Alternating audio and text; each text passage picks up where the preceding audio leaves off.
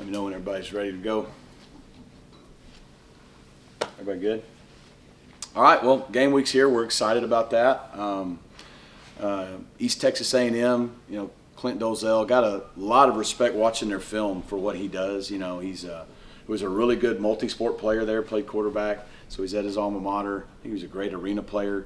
Coached here at Parrish High School for our very own Scott Natty, who just thinks the world of him. So, and when you watch him play on film, they play the game the right way. They play hard. They have good fundamentals.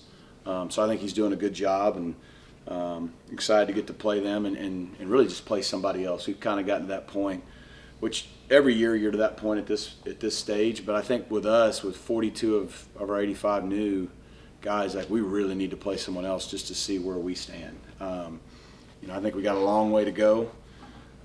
Just like they say in Eastbound and Down, long way to go and a short time to get there. But we need to start playing somebody to see where we stand. So we had a good fall camp. We're relatively healthy. Got a couple guys banged up. Nobody too serious. And like I said, Saturday night can't get here fast enough.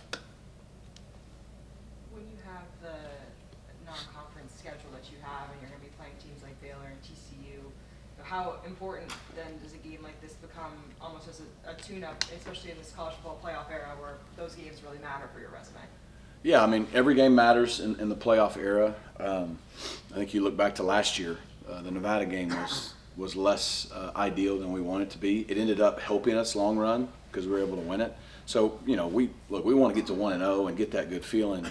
But I think with us, you're going to look at our depth chart, I think comes out later today, like there's a lot of things still unsettled, particularly with our 2 and 3 deep kind of world. Like, on offense, for example, I don't think anybody's going to be shocked by the 2 deep that comes out, but then you're going to look at who's behind those starters, and it's freshman after newcomer, and same thing on defense. We have a lot of new faces playing too in the starting role on defense, and so we just got to see how guys respond in that situation. Like, it doesn't matter who we're playing, a game situation, you just can't simulate it. I mean, I think back to last year, we're playing at Nevada. We got, a guy like R.J. Maryland had like three busts the entire year, and they all happened in that first game. Game ones are just, you don't know what, they could come out and run a totally different defense, a totally different offense. So could we, right? You never know what the opponent's going to do. You have an idea. But how guys respond with people in the stands, game on TV, it's just, you learn a lot. And so we have a lot of guys in new leadership roles that have been here. How are they going to respond? How are they going to handle that? And we have a lot of guys that we need to count on this year. And again, to your point, in our non-conference slate, we're going to have to count on them pretty quickly. So I'm just anxious to see how our guys respond in a game situation. Is the moment too big for them? Kind of where are we in that development? So we know what we have to get better on real fast. Do you think since you have Kevin at quarterback and that's such an important position, there's more questions about the defense, what it's going to be like early than the offense? You would think so. I mean, we got more guys returning on offense. You start thinking of Jordan Hudson and Romello Brinson and Matt Hibner and R.J. Maryland. I mean, that's veteran guys. You think of our O-line with Logan and P.J. and even some of the new guys we brought in and played a lot of ball, and then, of course, Kevin. So we have less new faces, and most importantly at quarterback. That gives you a lot of confidence that at least we kind of have an idea what our identity is, who we are, and all those things. Now we still got to go out and execute, and early in the season, how crisp are you and all that. But then to your question, yeah, you look at defense. I mean, we got like 2 returning starters. Probably 4 or 5 guys returning that played almost as co-starters, but tons of new faces, and so I think it's fair to say there's more questions on defense based on who's coming back. And so that's another thing we're really anxious to see. How do we stop the run? How do we run to the football? Again, same thing. How do we respond if they hit a big play? Like all those things that as you get week after week with a schedule like we have where there's not a lot of weeks that you're not playing a really, really good opponent that will hold you accountable if you don't play well. That's what we need to get out there and play and see what we're made of. With Kevin, last year at this time he was not the starter. Now that he's had the experience he had last year in this offseason, what do you see different in Kevin and how he's handling himself, and what are your different expectations for him going into this season? Yeah, I think we all, starting with Kevin, expect him to take the next step. We don't expect him to be perfect. Nobody is. The way he's handled the offseason has been fantastic, both as a leader, both studying the game, the offense, physically, all those things. So I just want to see him go play and just, can he continue to be the player we all know he is, and maybe at an even higher level, and also, lead our offense to value the ball better and do some other things we need to do. I think it's also fair to say this is, and De'Eric will tell you this, and I think De'Eric's been good for him in this, it's totally different going into the season, and you have the entire January till now knowing you're the guy. It's just a different, I don't even call it weight, it's just a different feeling, right? And so this is still a first for him. I think did he start 11 games last year? So he's got 12 starts in his career, so roughly a season. So it's like a guy going into his second year, even though he's been here a minute. And so there's still a lot of new and a lot of growth to happen there. But, man, I got ultimate confidence in Kevin. Our team has ultimate confidence. And so I just wanted to continue to be Kev. It's going to be plenty good enough. Coach, what have you seen from East Texas on film, and is there challenges to preparing for a team who hasn't put any film together for week one? Yeah, I would think going into year two, similar staff in terms of defensive coordinator and all the things they're doing. You expect them to be similar, and now they're probably like us. They had the off season and they go out and, hey, how can we maybe be better? How can we do this better? Maybe we should do more of this, less of this. Our personnel's changed, so there'll be some wrinkles. That's the thing about game ones. You usually get in the middle of the second quarter before you kind of have an idea to confirm what's happening. In some cases, stylistically, Clint himself offensively was a quarterback. He likes to push the ball vertically down the field. So I think a lot like us, you'll see his personality and what they do on offense. And then defensively, they're multiple fronts. They base out of a 4 down, but they mix in some odd fronts, some bare fronts. So you'll see all the multiple fronts. They like to really take the air out of the coverage, similar like Pitt. If you were here last year, like they're going to contest all the easy throws. They're going to make you make contested throws and get their safeties down in the run fits to stop the run, and make you hit the low percentage throws and try to have an extra hat in the run game. So, again, like I said, the one thing that stands out when you watch someone else on film, how do they play? Well, their kids play hard. Like they run to the football on defense. They're physical. Like they play the game the right way. And so that's why I said what I said at the beginning. I just think he's doing a really good job. So there's a lot of unknown, and that's the hardest thing about game ones. There's unknown on your opponent, and then there's unknown on how, again, your new guys, and this new team will respond to things. You mentioned all the freshmen that we'll see on the 2D. Is that somewhat a reflection of where the program is on the recruiting front right now? Yeah, I think so. And I think, we still brought in a host of transfers, mostly still D-line, O-line, and then sprinkled elsewhere. But definitely at the skill positions, DB, receiver, running back, even some potential linemen.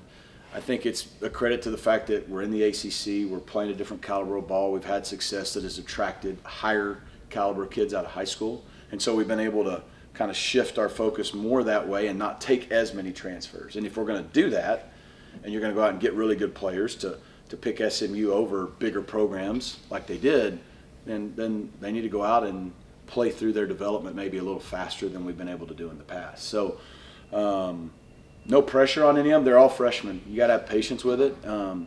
But, by the time we get through our first 4 games and have a bye week, and now you start getting into conference slate, they're going to have to grow up fast in those 4 non-conference games. And we're going to probably see a lot of good and a lot of not so good. But we do believe in their talent, and we think those guys are going to continue to get better and help us this year. Coach, beyond what the scoreboard says on Saturday after the game, what do you need to see from your team to consider week 1 a success? Yeah, so you look around the country, aside from the fact that it's just particular, there's a little usually sloppiness, penalties, turnovers, just some of that especially on the offensive side is guys just kind of trying to get things in, rhythm per se. And so, you hope you see a lot of those sloppy things maybe were minimized.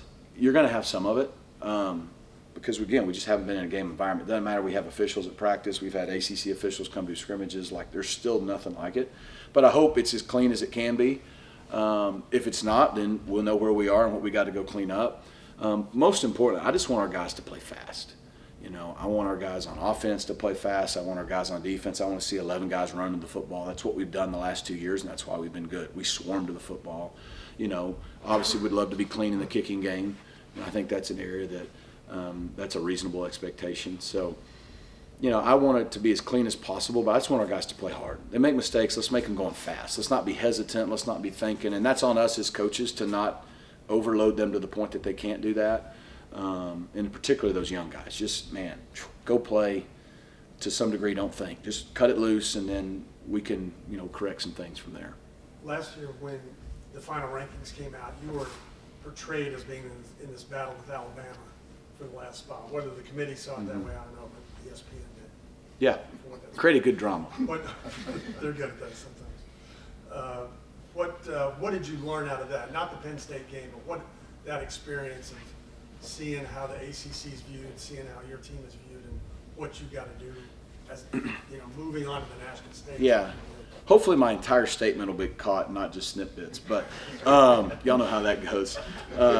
Look, I think first of all, I think the committee did it. I'm thankful they let us in, right? But I think they had a hard job, and I've said it over and over. It's a hard job on good people. There's good people on a committee, and it's hard. There's human element, and again, college football and college baseball and basketball, but pro sports, you name them all, and even high school sports, there's no pageants, there's no contest. You never have coaches having to politic, should we be in, should we be out. It's, you finish in this, you're in. You don't, you're out. And so in college, that's what makes it unique. There is natural biases in our game.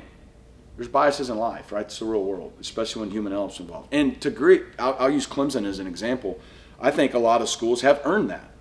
What Clemson has done over the last 10 to 12 years with Dabo, they have earned a reputation and a brand and a benefit of the doubt. They've earned it. You know what I mean? Like, they're going to be ranked every year, and some years maybe higher than that. I think they should be number one this year. But, because of that reputation, they're going to get more of a benefit of the doubt of someone like us who hasn't been doing it over the last 10, 12 years as long. Now, I feel like we're growing. So that's just part of it, and you have to accept that. And so, I think, but when it goes into the leagues, that's tough because, you hear about, non-conference schedules. Well, our league plays more than anybody. We had a winning record against the Big Ten and the Big 12 last year, and we beat the SEC more than any other league, yet the narrative at the end was we didn't play hard enough non-conference schedules. Or I've still never understood how the ranked wins work. We were being told on that last day we didn't beat anybody in the top 25, yet we went on the road and beat Louisville, and they were ranked. We beat undefeated Pitt here by 4 touchdowns, and they were ranked. But for some reason, later in the year, those don't count. You know what I'm saying? So do they count when you beat them like they do in college basketball, or they only count if they're ranked at the end of the year and they decide to put Illinois in the top 25 instead of Duke, or they decide to put Illinois instead of Louisville, which is a human decision. And so those are the things that are just tough. And then, you start hearing, well, is it this or this school? And again, a name brand that has earned it like Alabama, you're like, well, it's probably going to be tough. And so I was really thankful they went on the merit of things, because it doesn't matter if you play in the ACC, the Big 12, the SEC, the Big 10. Every year, some leagues are stronger than others. But think of the NFL. Some years, the NFC East is a bear, and 3 teams get in, and only 1 gets in out of the NFC West. And the other years, it flips. And they don't change the dynamics of everything because one year one league's stronger than the other. So, but it's a tough job because it's not balanced. You're like, well, this team from this league versus this team from this league. How do I compare it? So there's natural biases from leagues to teams, and it just is what it is. And so what I learned from that experience is we have to, and look, the way it went, we're probably not getting the benefit of the doubt next time. We need to be clearly in, I would think, until we can create a brand here that we want to where we get that benefit of the doubt. That's what we want to get to here. I don't think we've earned it yet.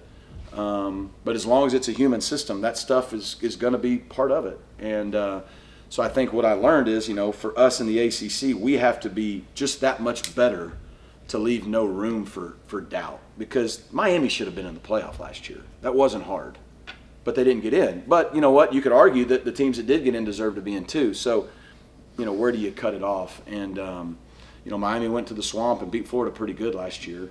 But no one was talking about that at the end. So I think that's just, it's part of it, and you have to accept that there's human elements involved, and so there's going to be human results. Just being number 16 to start kind of show that you're on your way with the brand, because preseason rankings are mostly brands. They are, and I think that shows that our reputation, we have earned the right to at least be thought of more favorably than we have in the past. It's a great point. And here's what's funny, right? starting the year at 16 gives us a better chance than starting the year unranked. And it shouldn't matter, right? It should be, once they get to week 8, it should be on merit. But we all know if we win and stay ranked, then we climb faster versus starting out. And so, but yeah, I think the fact that we were ranked 16th really doesn't mean anything in terms of wins and losses, but it does show that the growth and the momentum of the program is going in the right direction. And so can we maintain and sustain that is kind of where we are right now. But with the ACC move and the success of recent years, obviously a lot of former players and stuff have gotten more involved. And two guys I'm going to bring in particular, I mean, Craig James and Eric Dixon, they've kind of brought back their award that they had. Mm-hmm. With guys like that, how important is it to have them connected, and especially that connection to the success of the past? I mean, that was the last time this team was ranked, Yeah. early in the season and all that. That's kind of yours. It's vital. It's vital to our program. I think it's vital to every program, but it's something that when we came back 3 years ago was a priority, is how do we get our former great players, whether they were from the 80s, like the guys you just mentioned, like Eric, Craig, Jerry Ball, or the guys in the middle, the Kelvin Beechams, the Cole Beasleys, the Manuel Sanders, the Marcus Hunts, and then the more recent, the Cortland Suttons, the James Prochets, the Rasheed Wright, like those guys, this is their school. And, you heard Eric in the locker room last year at Florida State, like there's been some pride restored. They want to come to the games. They want to be proud to be a Mustang, but it helps when we're representing better, right? But most importantly, we just want them to feel welcome. This is their home. We're only here because they were here.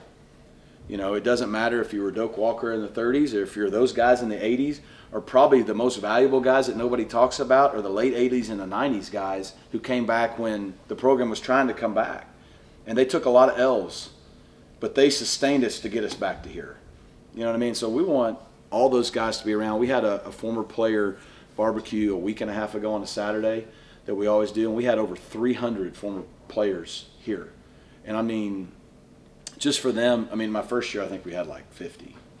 You know what I mean? So to see that many guys wanting to come back, our staff does a good job. But it's huge. It's huge to us sustaining this success and continuing to build the program back up to what we all want it to be, because we're only here because those guys were here first.